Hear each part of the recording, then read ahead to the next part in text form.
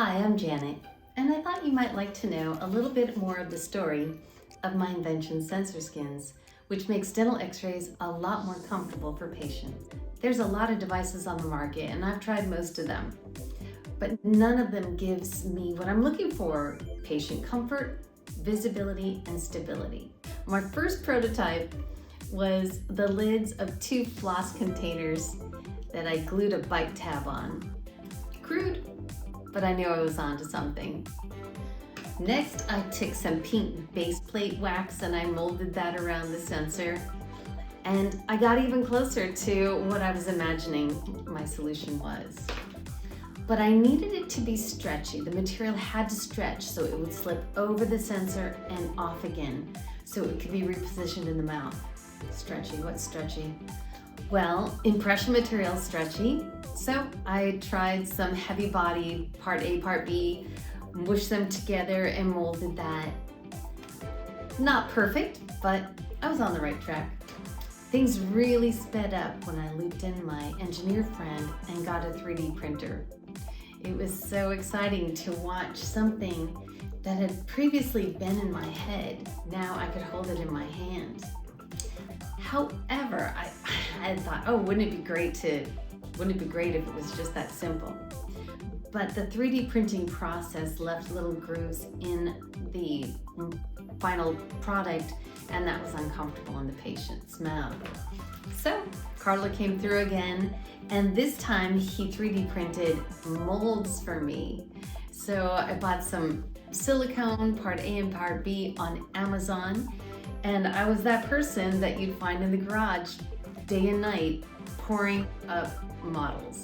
And then I'd clamp them together and leave them overnight, and the next morning I'd peel them off and hope that I wouldn't get any bubbles, but getting a lot of bubbles.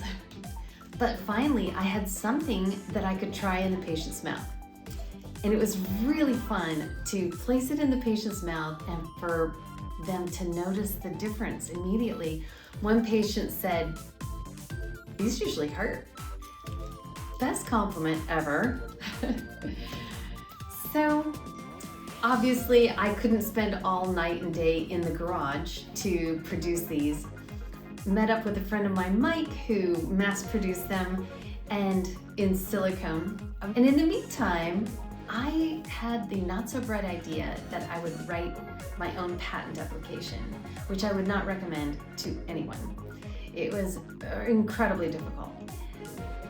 But after handing that off to my attorney, it was incredible and surreal to receive my patent on November 12th, 2024.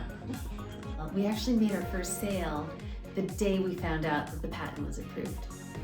This whole journey was a team effort. I could not have done this without my dear friend and business partner, Darlene, who has been with me every step of the way. She listened to all my nutty ideas and just kind of put up with it, and I could see her rolling her eyes like, whatever. But and what was funny is she would say, like, yeah, I've been doing this for years. I know how to take dental x-rays. I don't want to try a new device.